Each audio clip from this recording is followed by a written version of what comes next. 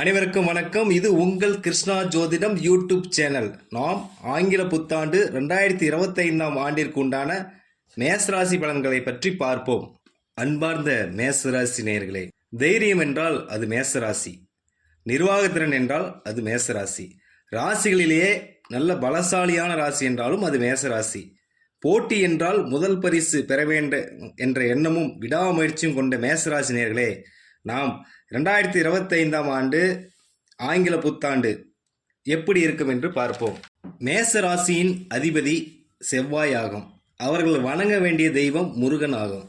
ஆகவே இந்த வருடம் 2025ஆம் ஆண்டு ஆரம்பிக்கும் முதல் நாளிலே முருகனை வழிபாட்டு செய்து ஆரம்பிக்கலாம். தமிழ் மாதம் மார்கழி 17ஆம் தேதி ஆங்கில புத்தாண்டு தொடங்கும் நாளில் 2025ஆம் ஆண்டு ஆரம்பிக்கிறது. மேசராசியின் அதிபதி செவ்வாய் கடகராசியில் பூச நட்சத்திரம் 2ஆம் பாதத்தில் தன் ராசிக்கு 4ஆம் இடத்தில் வக்கிர நிலையில் இருக்கிறார். பொதுவாகவே கடகத்தில் செவ்வாய் நீசம் அடைவார். நீசமற்ற கிரகம் வக்கிரம் அடையும் பொழுது ராஜயோகத்தை கொடுக்கும் என்பது விதி. செவ்வாய் பகவான் இருக்கும் தன் ராசிக்கு 4ஆம் பார்வையாக களத்திர ஸ்தானத்தை பார்க்கிறார். ஆகவே திருமணம் ஆகாதவர்களுக்கு திருமணம் ஆகக்கூடிய இது ஒரு நல்ல காலமாக மாறும். மற்றும் செவ்வாய் கடகராசியிலிருந்து 7ஆம் பார்வையாக மகர ராசியை பார்க்கிறார். அங்கு செவ்வாய் உச்சம் என்ற அதீத பலத்தை பெறுகிறார். தன் ராசிக்கு 10ஆம் இடம் என்பதால் தொழிலில் இதுவரை மேன்மை இல்லாதோர் மேன்மை அடையக்கூடிய மற்றும் உயர்ந்த அந்தஸ்து பெறக்கூடிய ஒரு அற்புதமான பொற்காலமாகும். செவ்வாய் கடகராசியிலிருந்து 8ஆம் பார்வையாக கும்பராசியை பார்ப்பது தொழிலில் லாபத்தை அள்ளி தரும் காலம் இது. ஏனென்றால் அது ஒரு லாபஸ்தானம் அல்லவா. ஆங்கில புத்தாண்டு ஆரம்பிக்கும் முதல் நாளிலே 2-7ஆம் இடத்திற்குரிய சுக்கிர பகவான் லாபஸ்தானமாகிய 11ஆம் இடத்தில் சனி பகவானுடன் சேர்க்கை பெற்றுள்ளார். சனி என்பவர் உழைப்பின் காரகன் மற்றும் தொழில் காரகன். ஆகவே உழைப்பின் மூலம் தொழிலில் வெற்றியடைய கூடிய காலம் இது. 2 கூடிய சுக்கிர பகவான் செவ்வாய் நட்சத்திரமான அவிட்ட நட்சத்திரத்தில் இருக்கிறார். 11ஆம் இடத்தில் இருப்பது நட்பு ஸ்தானமாகும். ஆகவே உங்கள் பேச்சுக்கு மதிப்பு உயரக்கூடிய காலமாக இது அமையும். குடும்பத்திற்காக அயராது உழைத்து குடும்பத்தை மேல்நிலைக்கு கொண்டு வரும் அருமையான காலம் இது மற்றும் வருமானம் வரக்கூடிய காலமாகவே இது அமையும். 7ஆம் இடத்துக்குரிய சுக்கிர பகவான் 11ஆம் இடத்தில் இருப்பது திருமணம் வரன் இல்லாதவர்களுக்கு திருமண வரத்தை அமைத்து கொடுக்கும் ஒரு பொற்காலமாக மாறும் மற்றும் வாழ்க்கை துணையின் மூலம் லாபம் அடைவீர்கள். 3 மற்றும் 6 கூடிய புதன் பகவான் 8ஆம் இடத்தில் விருச்சிக ராசியில் மறைவு ஸ்தானத்தில் இருப்பது ஒரு அற்புதமான காலமாகும். மறைவு ஸ்தானத்தில் இருக்கக்கூடிய கிரகம் மறைவு ஸ்தானத்திலே இருப்பது ஒரு ராஜயோகமாகும். மற்றும் புதன் விருச்சிக ராசியில் தன் சொந்த நட்சத்திரமான கேட்டை நட்சத்திரத்தில் அமைந்துள்ளார். இது ஒரு ராஜயோகமாகும். மற்றும் புதன் விருச்சிக ராசியில் இருந்து 2ஆம் இடத்தை பார்ப்பது ஆசிரியர்கள், பேச்சாளர்கள், கணக்காளர்கள், ஜோதிடம், வக்கீல், கல்வி நிறுவனங்கள், வங்கி பணியாளர்கள், நடிகர்கள், புத்தக விற்பனையாளர்கள் போன்ற நிலைகளில் தொழில் புரியவர்கள் இந்த சமுதாயத்தில் ஒரு நல்ல அந்தஸ்தும் மதிப்பும் செல்வமும் பெறக்கூடிய ஒரு அற்புதமான காலமாகும். 4ற்குரிய சந்திரன் தனுசு ராசியில் சூரியனுடன் 9ஆம் இடத்தில் இருப்பது மகிழ்ச்சியை கொடுக்கும். தெய்வ பக்தி மேலோங்கி நிற்கும். வாடகை வீட்டில் இருப்போருக்கு வீடு வாசல் அமையக்கூடிய காலமாக இது மாறும். வண்டி வாகனம் அமையும். அதன் மூலம் தொழில் செய்வோர் வருமானத்தை ஈட்டக்கூடிய அற்புதமான காலம் இது. 5க்குரிய சூரியன் சந்திரனுடன் 9ஆம் இடத்தில் இருப்பது குழந்தைகளினால் பெருமை அடைவீர்கள். மற்றும் குழந்தை வரன் வேண்டி காத்திருப்போருக்கு, அதுவும் குரு பகவான் வீட்டில் 5ஆம் அதிபதி இருப்பதால் குழந்தை பாக்கியம் கிடைத்து குடும்பத்தில் சந்தோஷம் நிலவக்கூடிய காலமாக இது மாறும்.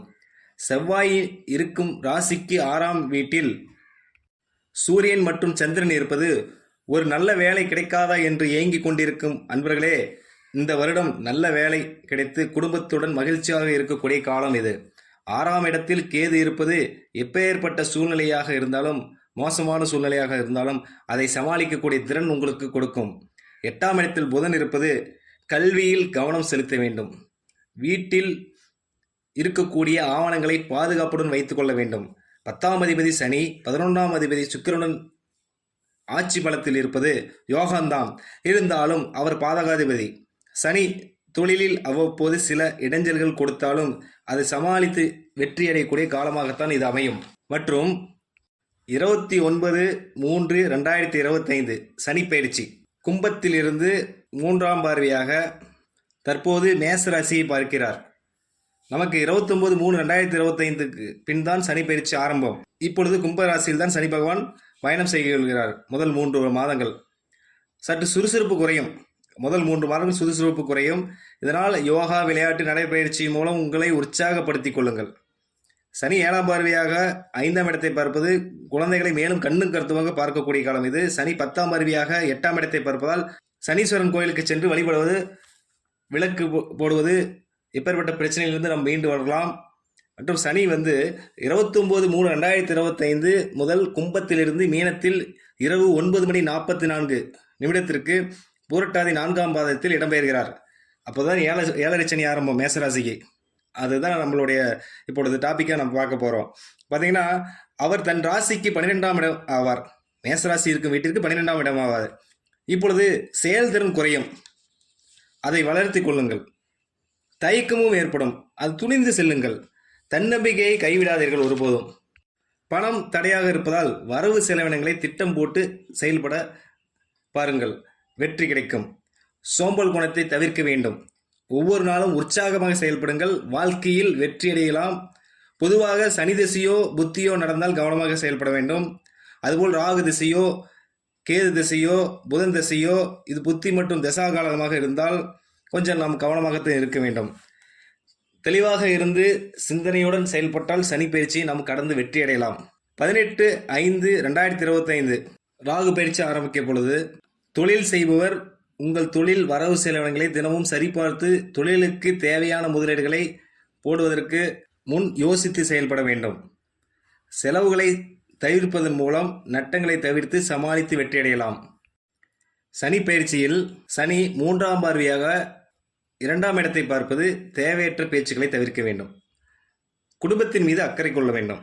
7ஆம் பார்வையாக 6ஆம் இடத்தை பார்க்கிறார். பணி செய்யும் இடங்களில் கடுமையாக உழைத்தால் மட்டுமே வெற்றியடைய முடியும். 10ஆம் பார்வையாக 9ஆம் இடத்தை பார்க்கிறார். தெய்வ பக்தி அதிகரிக்கக்கூடிய காலமாக அமையும். மற்றும் தர்மத்தின் வழியில் செல்லுங்கள். குருவின் மீது, அது உங்களுடைய ஆசான் மீது மரியாதையும் அன்பும் செலுத்துங்கள். ஆலய வழிபாடு உங்களின் பிரச்சனைகளை படிப்படியாக குறைத்து மேல்நிலைக்கு கொண்டு செல்லும். ஆலயங்களில் சென்று அங்கு அசுத்தங்களை சுத்தம் செய்யுங்கள், குப்பைகளை சுத்தம் செய்யுங்கள். உங்களுக்கு நல்ல பலன்கள் கிடைக்கக்கூடிய காலமாக இது இருக்கும். மற்றும் சந்ததி விருத்தியாக காலம் இது. பொதுவாக இப்பொழுது பார்த்தீங்கன்னா குரு பயிற்சி பற்றி பார்ப்போம். குரு பார்த்தீங்கன்னா 9க்கும் 12க்கும் உடைய குரு பகவான் 14/5/2025 புதன்கிழமை இரவு 10:36 ரிஷபராசியிலிருந்து மிதுன ராசிக்கு செல்கிறார். அதுவரை குரு ரிஷபராசியில் இருக்கிறார். 5ஆம் பார்வையாக 6ஆம் இடத்தை பார்க்கிறார். பதவி உயர்வு ஏற்படும். 7ஆம் பார்வையாக 8ஆம் இடத்தை பார்ப்பது பிரச்சனைகளிலிருந்து உங்களை பாதுகாப்பார். 9ஆம் பார்வையாக 10ஆம் இடத்தை பார்க்கிறார். தொழில் மேன்மைப்படுத்துவார். அடுத்து மிதுன ராசிக்கு 14/5/2025 முதல் செல்கிறார். குரு 5ஆம் பார்வையாக பார்ப்பதால் திருமணம் வரன் அமையாமல் இருப்பவருக்கு வரன் அமையக்கூடிய காலம். 7ஆம் பார்வையாக பார்ப்பது 9ஆம் இடத்தை, தெய்வ பக்தி அதிகரிக்கும். 9ஆம் பார்வையாக 11ஆம் இடத்தை பார்ப்பது தொழில் லாபஸ்தானத்தை ஏற்படுத்தும். ராகு கேது பயிற்சி 18/5/2025 ஞாயிற்றுக்கிழமை இரவு 7:38 மீனராசியிலிருந்து கும்பராசிக்கு பூரட்டாதி 3ஆம் பாதத்தில் இடம்பெயர்கிறார். அது லாபஸ்தானம். 11 இடம். ராகுவின் பிரச்சனை அவ்வப்போது இருக்கும், கவலை வேண்டாம். கேது கன்னிராசியில் இருந்து சிம்மத்திற்கு உத்திரம் 1ஆம் பாதத்தில் 5ஆம் இடத்திற்கு பயிற்சியாகிறார். இந்த காலகட்டத்தில் குழந்தைகளின் மேல் கவனமாக இருங்கள். குலதெய்வ வழிபாடு மேற்கொள்ளுங்கள். புதிய தெரியாத நபர்களுடன் பழகும்போது கவனம் தேவை. நீர்நிலைகளில் கவனம் தேவை.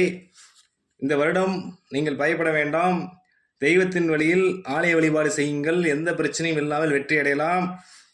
பொதுவாக சில மாற்றங்கள் உங்களுடைய ராசி அதிபதி செவ்வாய் பயிற்சியாக உள்ளது ஏற்படும். ஜூன் 7ஆம் தேதி கடகத்திலிருந்து சிம்மத்திற்கு இடம்பெறுகிறார். குழந்தை வரன் கிடைக்கக்கூடிய, குழந்தை இல்லாத தம்பதியினருக்கு கிடைக்கக்கூடிய ஒரு காலமாக அமையும். ஜூலை 29ஆம் தேதி சிம்மத்திலிருந்து கன்னிக்கு செல்கிறார். புதிய வேலை, பதவி உயர்வு கிடைக்கக்கூடிய காலமாக அமையும். செப்டம்பர் 14ஆம் தேதி கன்னியிலிருந்து துலாம் ராசிக்கு செல்கிறார். திருமண வரன் அமையக்கூடிய காலம். வாழ்க்கை துணையால் ஆதரவும் உண்டு ஏற்படும். அக்டோபர் 28ஆம் தேதி துலாம் ராசியிலிருந்து விருச்சிக ராசிக்கு செல்கிறார். திடீர் அதிர்ஷ்டம் உருவாகும். வாகனத்தில், மின்சாரத்தில், மெஷின் ஒர்க் வேலை செய்யும் இடங்களில் கவனமாக இருக்க வேண்டும். டிசம்பர் 8ஆம் தேதி விருச்சிக ராசியிலிருந்து தனுசு ராசிக்கு செல்கிறார். தெய்வ பக்தி அதிகரிக்கும். தந்தையின் ஆதரவு உண்டு. ஆன்மீக பயணம் ஏற்படும். அடுத்து ஜனவரி 22ஆம் தேதி 2025ஆம் ஆண்டு செவ்வாய் வக்கரங்களை நிலை அடைந்து கடகத்திலிருந்து மிதுனத்துக்கு செல்கிறார். பிப்ரவரி 25 பார்த்தீங்கன்னா வக்கர நிவர்த்தி ஆயிடுறாரு. இந்த டைமில் பார்த்தீங்கன்னா தைரியம், துணிவு அதிகரிக்கும், எழுத்தாற்றல் பெருகும். ஏப்ரல் 3ஆம் தேதி 2025 பார்த்தீங்கன்னா மிதுனத்திலிருந்து கடகத்துக்கு வந்துடுறார். தாயின் வழியில் ஆதாயம் கிடைக்கும், சொத்து, வீடு, வாகன யோகங்கள்லாம் அமையும். அனைவருக்கும் வணக்கம். இது உங்கள் கிருஷ்ணா ஜோதிடம் யூடியூப் சேனல். நாம் இப்பொழுது மேசராசி 2025ஆம் ஆண்டு ராசி பலன்களை பற்றி பார்ப்போம். இது ராசியின் தன்மை சார்ந்துதான் அமைந்திருக்கும். உங்களுடைய தனிப்பட்ட ஜாதகங்களை ஆராய்ந்து அதன் பிறகு பார்த்தால் சரியான துல்லியமான பலன்களை எடுக்க முடியும். மேலும் ஜோதிடம் பார்க்க விரும்புவோர் கீழே டிஸ்கிரிப்ஷனில் உள்ள ஃபோன் நம்பரை தொடர்பு கொள்ளுமாறு அன்புடன் கேட்டுக்கொள்கிறோம். நன்றி, வணக்கம். அனைவருக்கும் ஆங்கில புத்தாண்டு நல்வாழ்த்துக்கள். நன்றி, வணக்கம்.